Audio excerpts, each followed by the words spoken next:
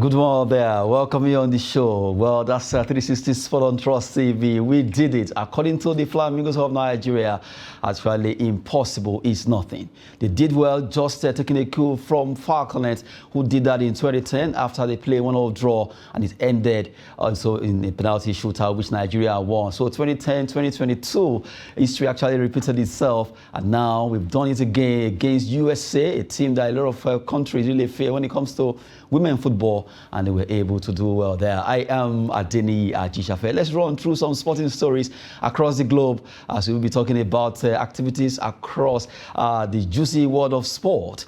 We'll be looking at the Flamingos. Yes, they were able to do well against USA. A tough duel anyway, but at last they triumphed via penalty shootout 4-3.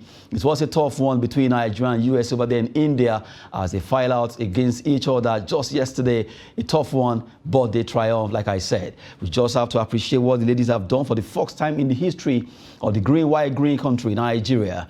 We were able to scale through to the quarterfinals of this particular Under-17 Women's World Cup, and now we are celebrating. Nigeria will be facing Tanzania in the semi-finals. Tanzania defeated Colombia, and now we'll be facing them. It's going to be African sisters facing each other at the semi-final. Like somebody actually said, well, it means one African country will have to drop. We just hope that Nigeria can stay on till final and eventually win that particular cup. A salute from the entire squad, from the coach to the players for what they've done. It's not easy. They've been supported by Nigerians, and they really appreciate what Nigerians have done. Money have been catching it on them right now, and really we have to celebrate what our ladies did yesterday. It was a tough one, and for the goalkeeper who saved that particular kick, outstanding one, and for everyone in Nigeria, I would say congratulations. I have in the studio with me Joseph Peter. Good to have you, Joseph. Good to have you, sir. Talking about Flamingos there, what happened over there in their Under-17 World Cup. This is the first time that Nigeria will get to the quarterfinals of this competition, and it was a tough one against USA. It's actually semi-final. Quarterfinals. Quarterfinals. Yes. To get to the quarterfinals. Yes, that's for Falcon. That's for Flamingos, rather. All right. When I saw the duel against USA, I was like aback, like, God, you have to help us. This is female football, and you know what USA can do in female football. I was very, very happy when we won on penalties. It's not just the winning itself. The opponent mattered. Then the stage at which they have progressed to really matters. They've done really, really well, and I'm really, really happy for them. And like I said the other time, the squad, they are not just playing football anyhow. Not that normal women football you watch. No, they attack. They start their game from the defense to the midfield to the attack, and they actually got what they actually deserve, and I'm really happy for them. But I expect them to go to the final. They should build on this momentum to go to the final. Meanwhile, while Joseph Peter is actually calling for them getting to the final, well, I would advise that they should not be complacent, underrating Tanzania at their own peril, because we normally want to look at, oh, we are the best in Africa. It shouldn't be so. The coaching crew should do everything possible to let the ladies know that, yes, you have a tough duel. Each game as it comes. Don't look at the finals. Look at the semi-finals. Play against Tanzania. If Tanzania could do well against Colombia, that it means we have to work hard against them. So for Flamingos, don't underrate Tanzania. Go out there the way you were able to do it against New Zealand, Chile, and also USA. Capitalize on that, use that against Tanzania, and scale to the final, and eventually come back home. Well, good one. They did it as they opined, and we really appreciate what they did. It was a good one for them. It was a tough one against USA. Eventually, they triumphed. Wishing them the best as they file out against Tanzania. While we're talking about that, well, using that as a means of looking at the events that happened during the week. Now we talk about another one that happened during the week. It was one of the biggest stories that happened during the week. That was a Ballon d'Or. Ballon d'Or event took place, and it was the man of the moment, the Benz, as they call him, Benzema Karim, was able to win that award. He won about 89 votes out of the 93 votes. That means all the journalists that voted worldwide eventually gave it to him. Congrats to Karim Benzema, who got this award, Ballon d'Or, a particular award he has really coveted for a long years, but now he got it. It was actually his dream award from childhood. He said it that he wanted to win the Ballon d'Or. Now he has won it. there was no chance nobody was going to take that from him. Looking at all those comebacks last season, Champions League, all those comebacks, he was the one who was orchestrating them. The goals, the performance. It was like when Ronaldo actually left Madrid, everybody thought, okay, who's going to step into his shoes? The reason why people were bothered was because Benzema has been there before Ronaldo. And he has been doing the dirty job for Ronaldo to become whatever Ronaldo became. But nobody expected Benzema to actually step up. And considering the fact that he's aging, the aging thing, everybody thought he was going to decline. But look at what he has been able to achieve for the past. And he's still doing it, by the way. He totally deserves it, and I'm happy for him. So happy for Karim Benzema, 34 years old. In fact, he has been touted, if not the oldest Ballon d'Or winner. But right now, the Frenchman is celebrating, not forgetting the lady too who won, not to take away every of the glory she got there. Putellas Alexia, right? She was able to win for the women. Not forget our own Nigerian star, Asisa Oshoala, came 16th on the best player in the world. Well, right now, we have to celebrate our own.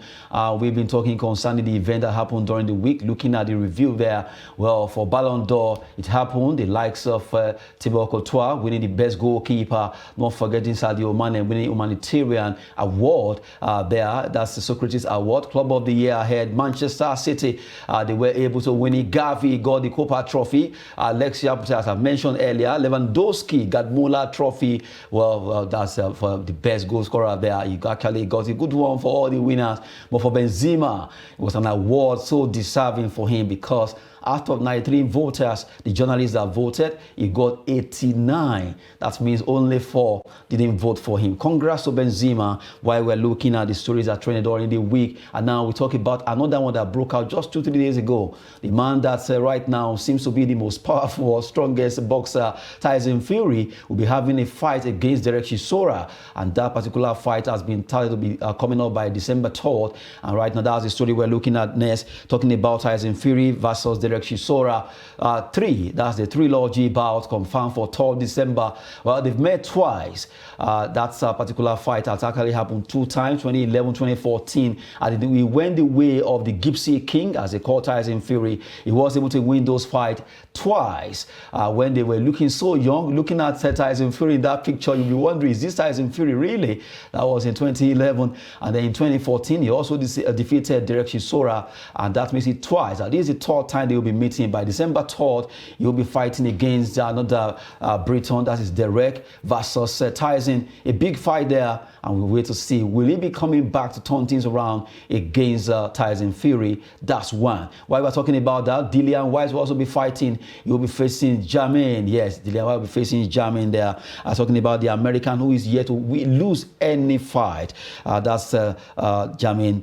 Jermaine, the American, Jermaine Franklin, will be fighting against Dillian Whyte. In another fight that will be happening, that should be in November. That will be November 26th.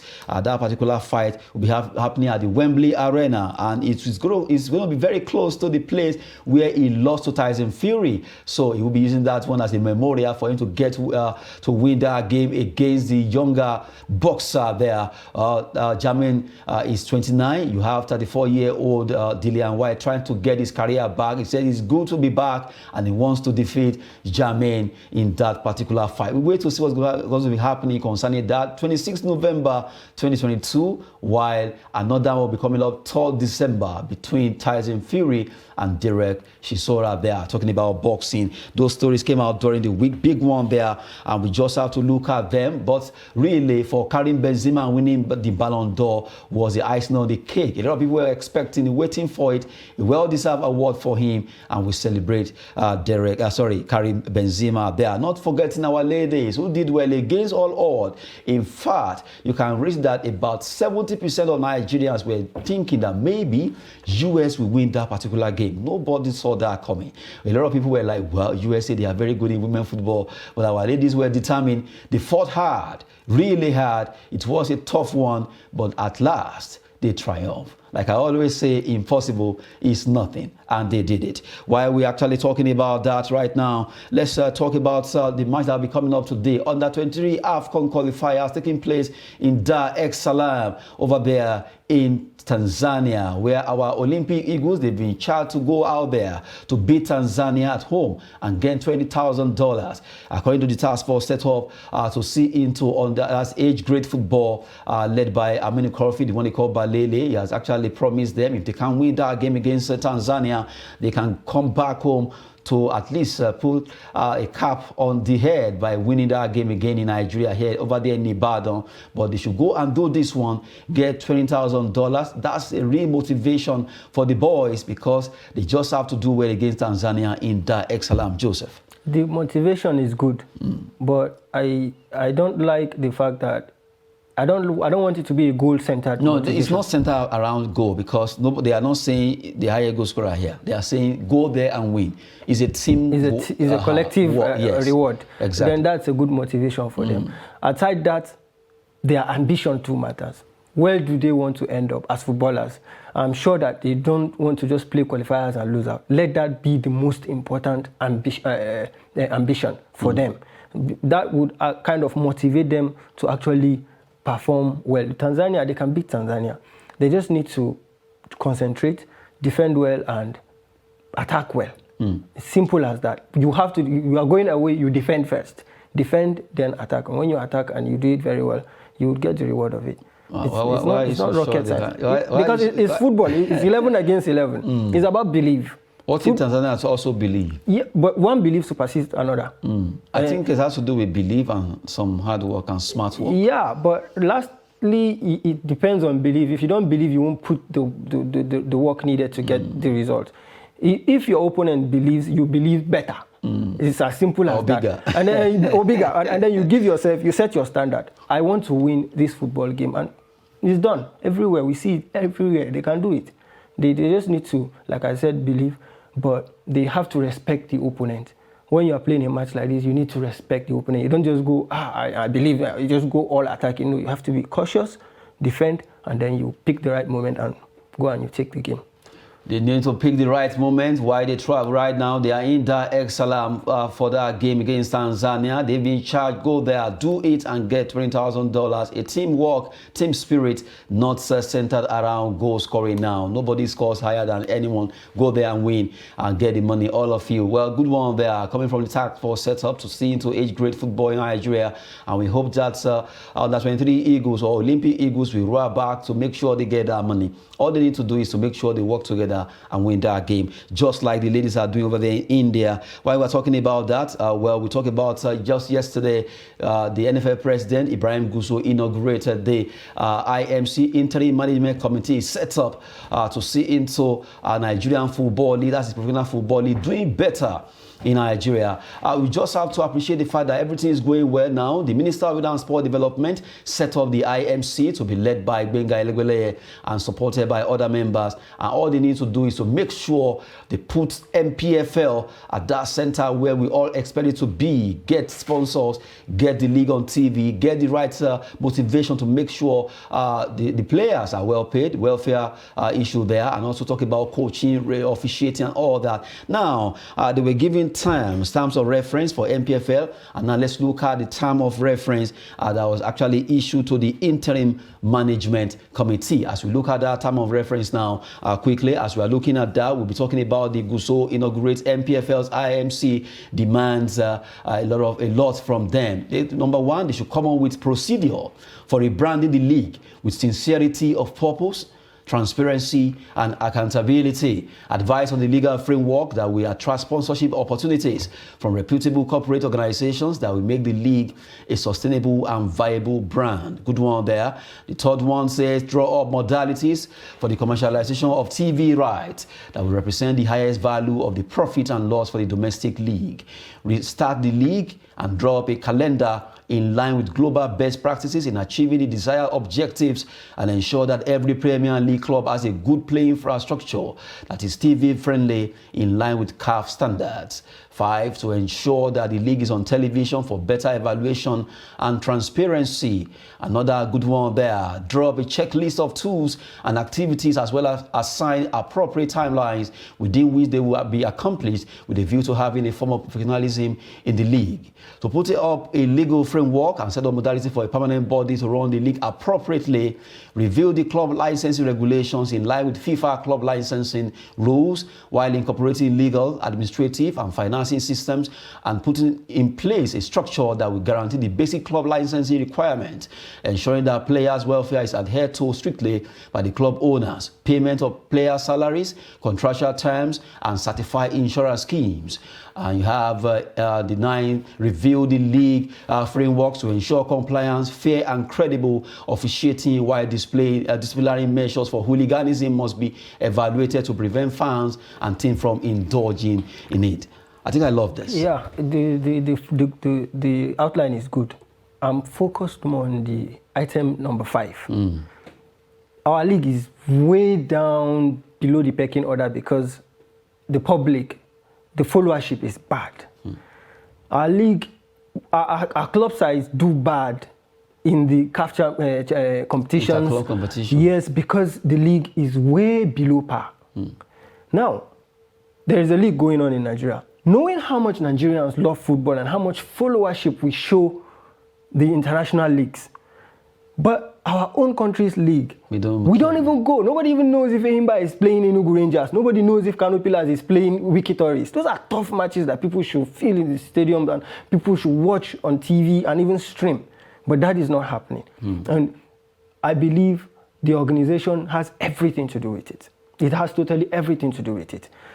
For instance now, it's only our league that you find out all these kind of arrangements whereby there will be a league season, and I don't like all those Super 4, Super D, Super Abridged League. No, all those Abridged League is not helping the matter. Okay, play is complete season. Fight for the trophy. And whoever comes up top with points gets the trophy, and we forget about it and move to the next season. Super 4, Super 6. No, we're doing Super 4, Super 6, Super 8, and then unnecessary. I feel like they are wasting resources there, and they are involving the clubs too much to also waste of. They move it to a particular place where they will play it and all that. When they play it and all that, that is not needed.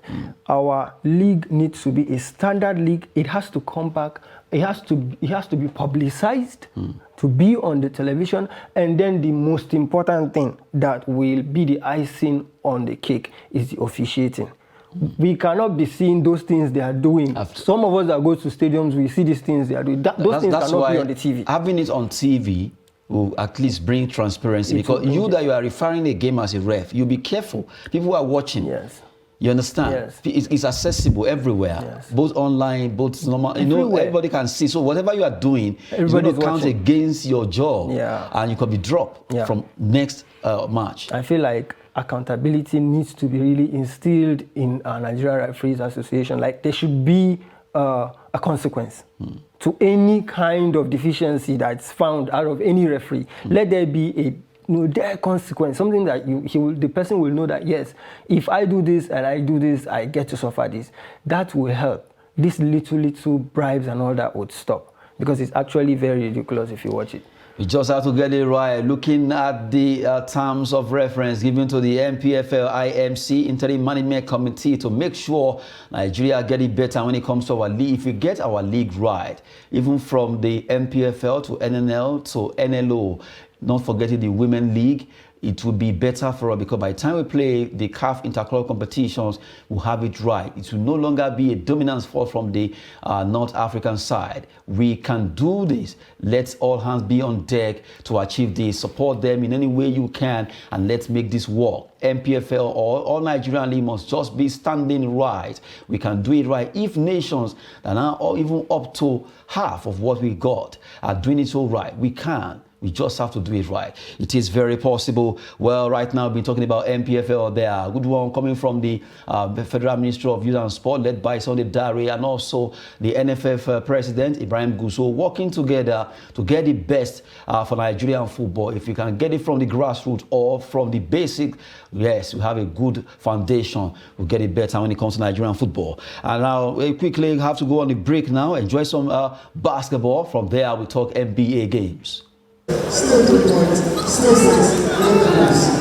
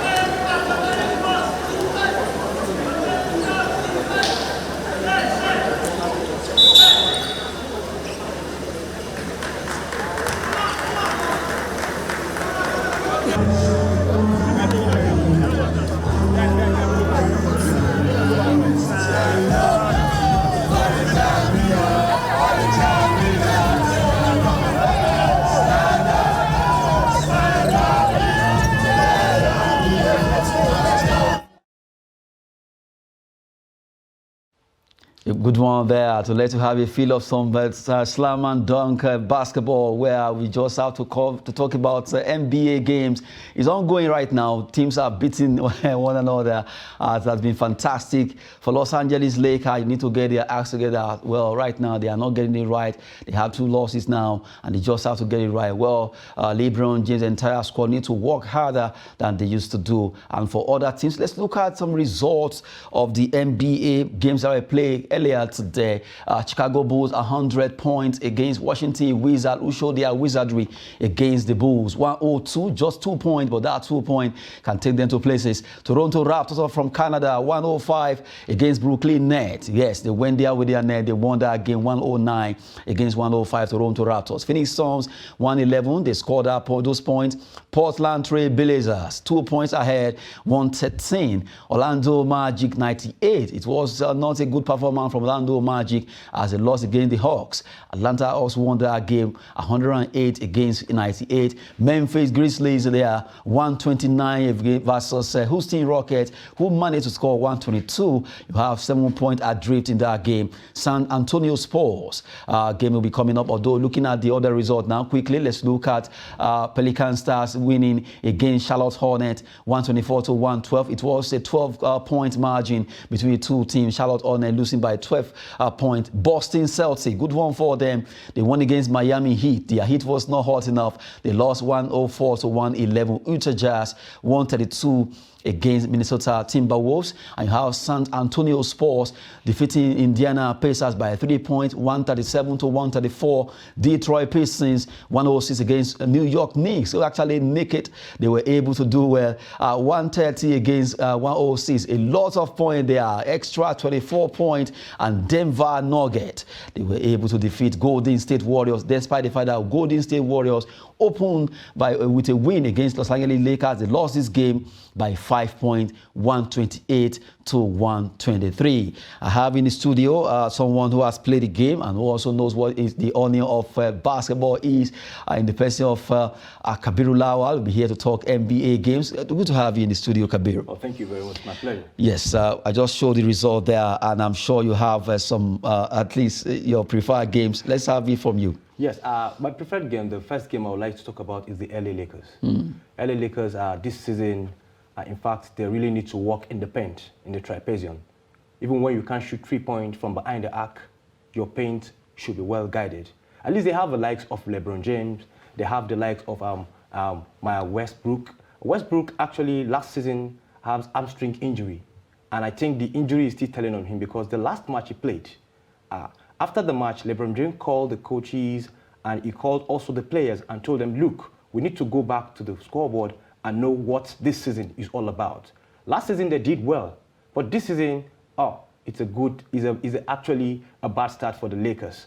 Talking about the likes of late Kobe Bryant, when you have Shaq O'Neal, you have all these people. By the time you have those 3 players there, okay, now LeBron James is a forward.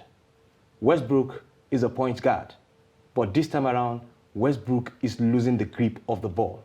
We don't really know what's happening. It could be a team problem. But I think, to me, Lakers have to really go back to the drawing board and do well in this season, because starting up like this will not give them a harmful opportunity in this very season we're into. If you check out at the Brooklyn Nets are actually where we have the likes of Kevin Durant, and we have the likes of also Kevin Herring. Kevin Herring, last season, he was completely off because he had injury. But when he came back this season, the first match he played, it was not good for them. They lost their first match.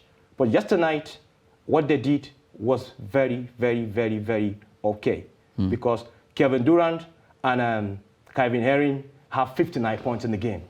Kevin Durant had 27 points. He had 11 assists. And he has 16 rebounds, which is a very good statistic for any basketball player. But for Kevin Durant, actually, he plays forward, he shoots. He shot like 5 3-points yesterday night with the assist of Kevin Herring. I think if they can put their heads together, this time around, I think they will go far. But for the Lakers, they need to go back to the drawing board. Okay, good one. You just talked about LA Lakers there. And now, Golden State Warriors, they won 1, they lost 1. Yeah. Yes, defending champion they are. You can't take that away from them. They've been fantastic. Stephen Curry, outstanding player.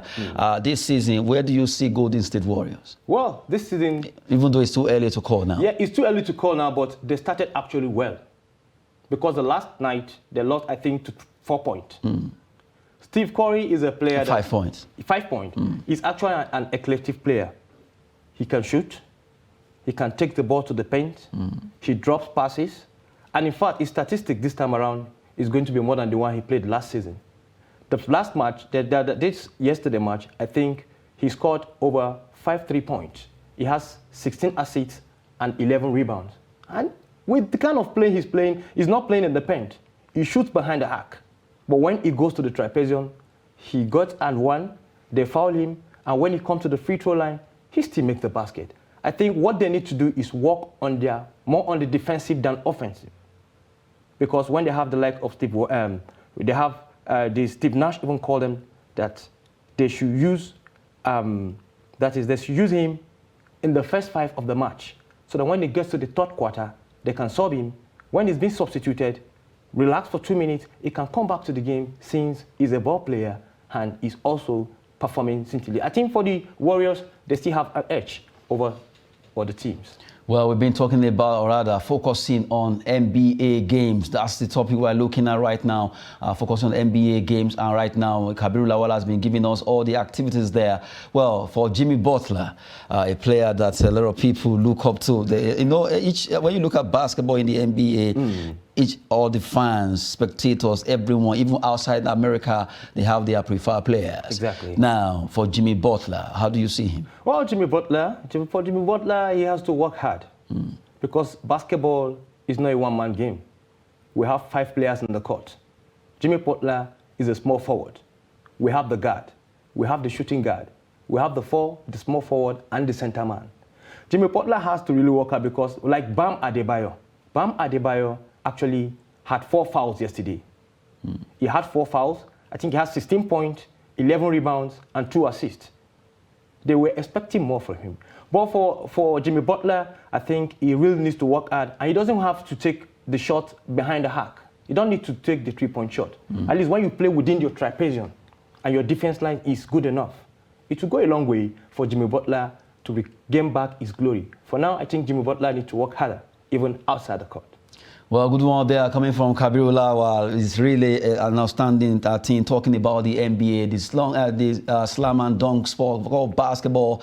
Well, right now, Boston Celtics, even though they are not with their former coach, Umel Doka, they've made it 2 wins out of 2. Good one for them at the Eastern Conference. And you look at the Western Conference bubbling, well, a lot of teams are really trying to see how they can get their act well. Philadelphia 76ers, not forgetting Memphis Grizzlies. All these teams are there fighting for honor. Indiana Pacers, all of them fighting for honor in the NBA. Even though time is always short, we just have to at least unfold some basketball for you. Good one, good to have you, Kabiru Lawal. It's my pleasure. Appreciate. It's my pleasure. Yeah, it's always good to talk about all this sport. That's why the show is called 360. It's all around there. We make it so juicy for you to at least appreciate what is happening concerning all the sporting activities across the globe. We go on a short break, so let you have some rugby. Yes, rugby, we play in Nigeria. After the rugby, we continue with the EPL La Liga of this world.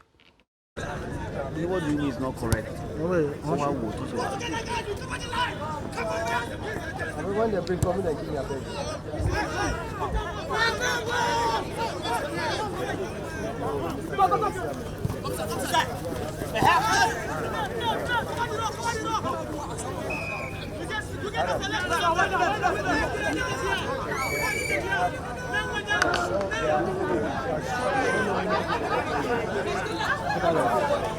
For the love of the game, right?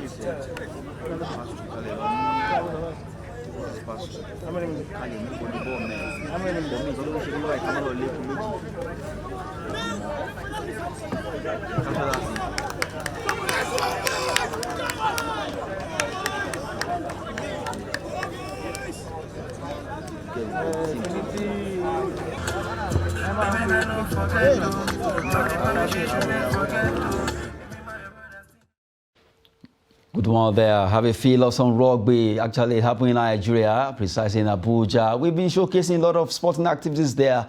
Well, right now, let's go international. Let's at least project some of their matches that will be coming up for this weekend. In the English Premier League, let's look at the fixtures before we go to La Liga. Matches will be coming up. A big one for the teams like Liverpool. They face Nottingham Forest in an away game. Can Nottingham Forest show the class against Liverpool right now back to winning ways?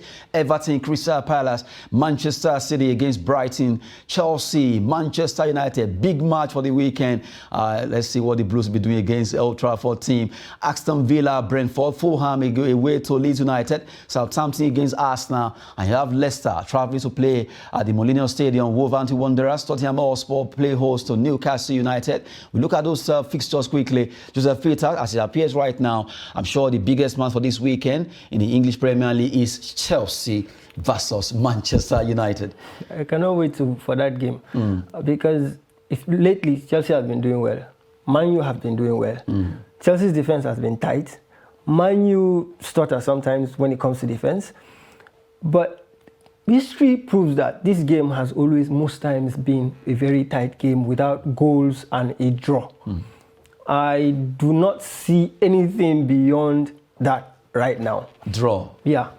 Not minding the distractions of Ronaldo, the new incoming coach plastering his his style. I'm talking about Graham Potter.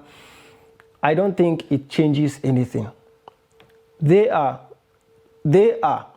going to play a full-time draw as far as I'm concerned, but that is just my prediction. Someone suggesting 2-1 in favor of Manchester United. People can suggest whatever they want. Oh my goodness. The truth is, Chelsea are in a run of form.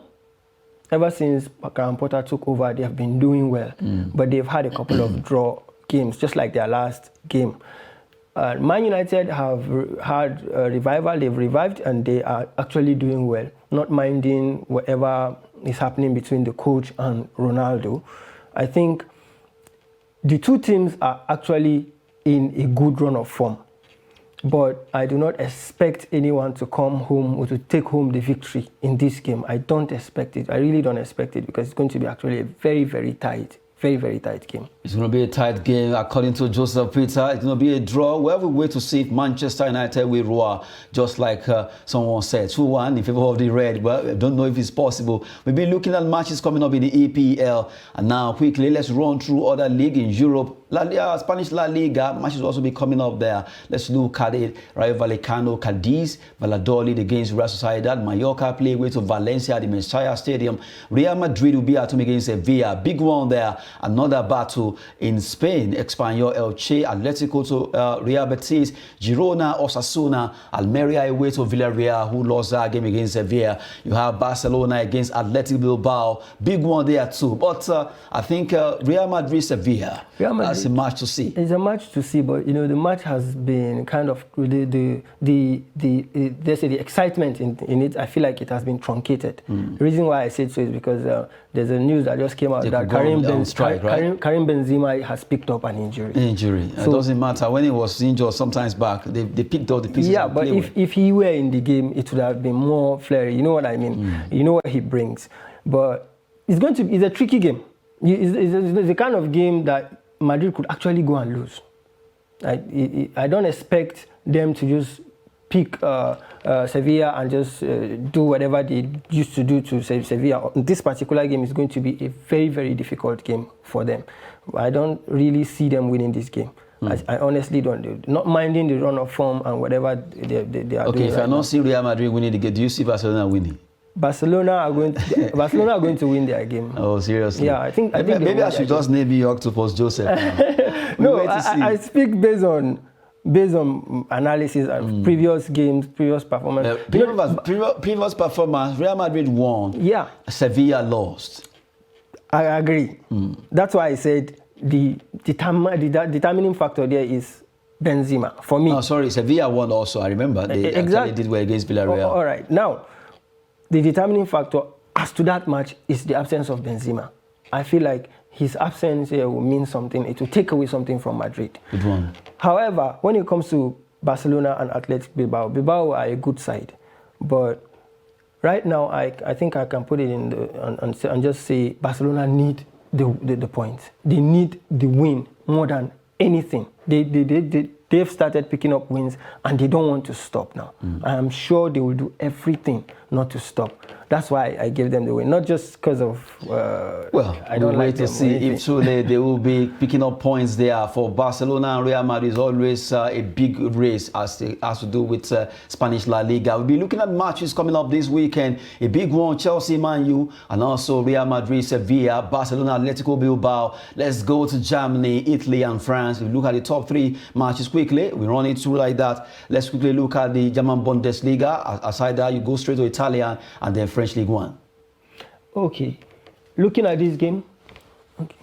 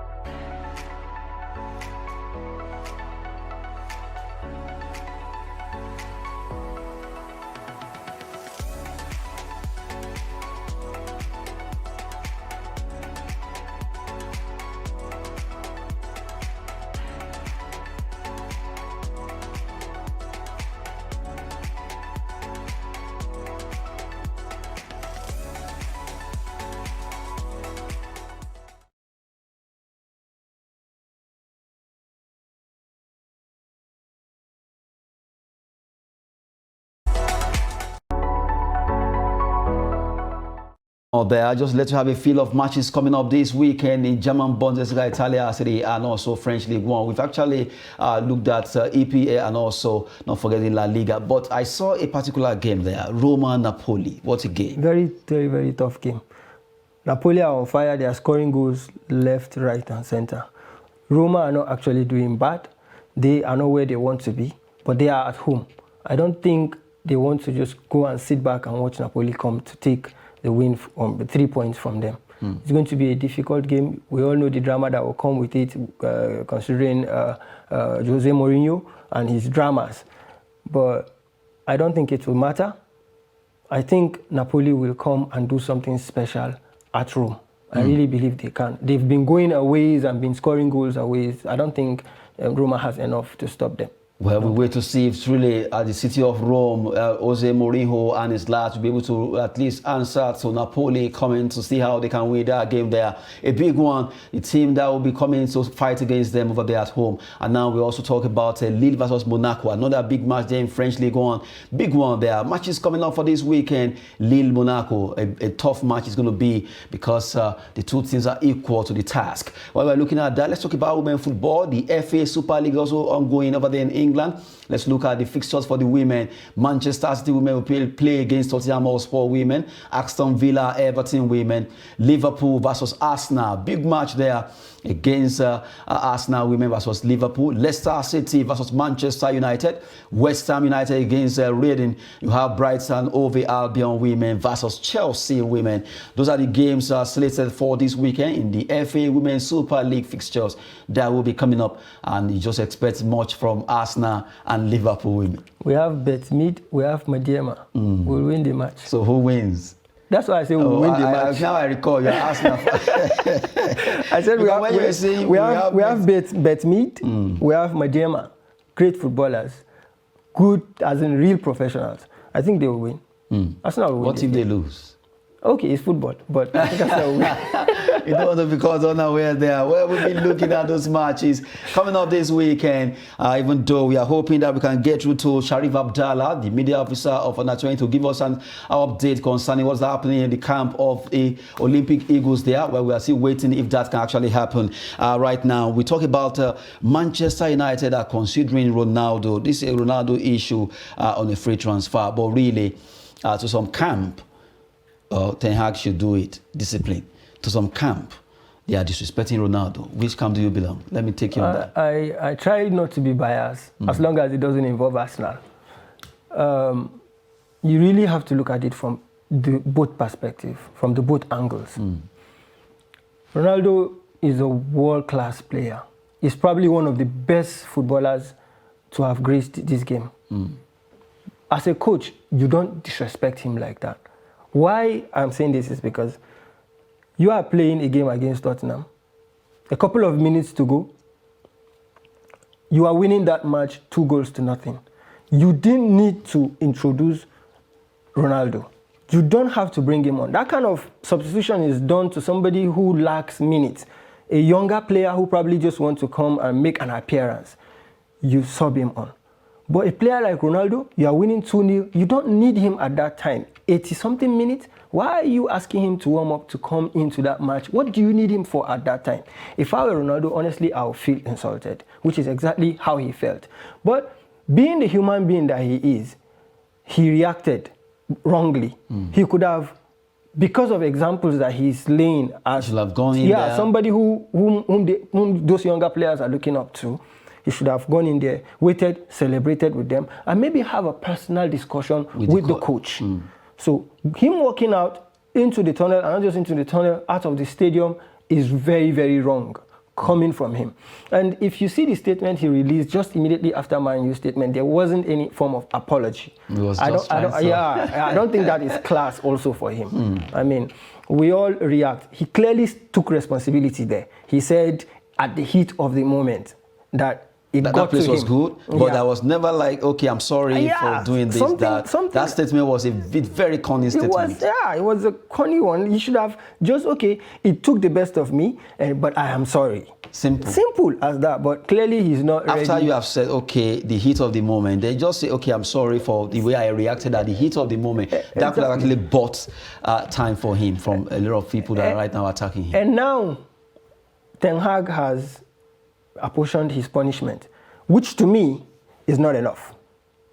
Reason is, he has to set an example, real example. Saying that Ronaldo will not play the next game against Chelsea, but he's coming back in for UEFA Cup game is not good enough. It's not. Look at Arteta, what he did to Aubameyang. Look at Arteta and Mesut Ozil. Those are examples you set. Somebody disobeys, you drop him and you drop him for good. I don't know. This just points to the fact that Ten Hag never wanted Ronaldo, but it wasn't his decision to make at the summer.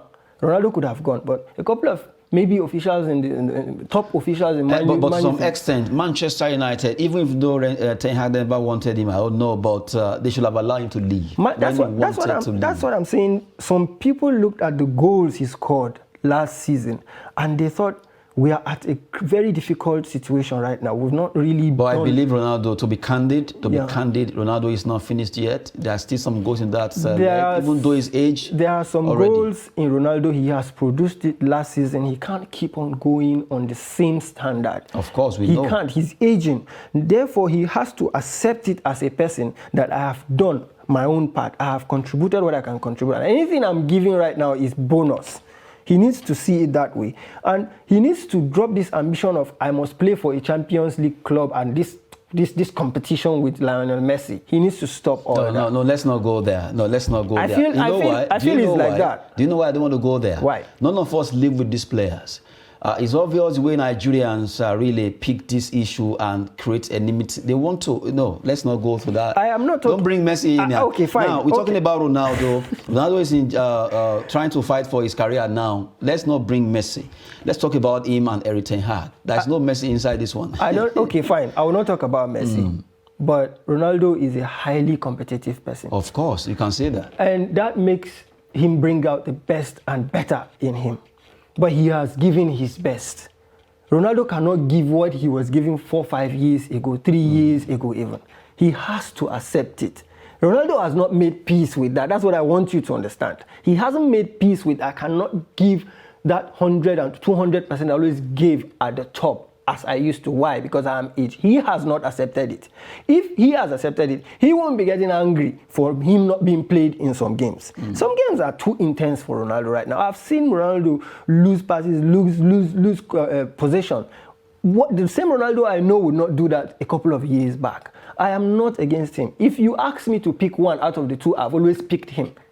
Fact, I've always picked Ronaldo. But Ronaldo has to come to terms with who he is right now. Comes to terms with who he is. We've been looking at the situation in Manchester United with the Portuguese star Cristiano Ronaldo having issue with the coach of Manchester United, Erik ten Hag. Right now he's trying to stand at least on his feet by disciplining him for the fact that he walked out of him, or rather the entire squad, that game they play against Tottenham Hotspur. Well, looking at the situation at hand, we're still waiting for all the happenings there concerning him. Maybe he could be moving by the time January comes on a free transfer. That will be it for the two of them. That's the club, Ronaldo, and also involving Erik ten Hag. A lot of old players are beginning to support him, and he's getting a lot of support from even some stars, right? Saying, well, the disrespect is too much, work on this, get this guy back. All of you should be in good harmony, work together as a team, and let peace reign over there at the dressing room of Manchester United. We've been looking at so many sports stories now. We just have to go now. But before we go, I want to use this minute to actually talk to the Olympic Eagles. You can do it against Tanzania, win that game for the Flamingos. You can against Tanzania, don't underrate them. So but we are facing Tanzania men and women right now. Don't underrate them, don't be complacent. Do your best and make sure you win that game in the semi-finals. With Sir Joseph Peters, I want to appreciate you. Thanks for coming on the show. Thank you, sir. Thank you for having me, and I wish the Tanzania, our national team, the best against the both Tanzanian teams. Good one there. And for Kabiru Lawal, we'll talk about the NBA in focus. We appreciate him too. I am Adeni Ajishafe. Have a splendid weekend, and thanks for watching.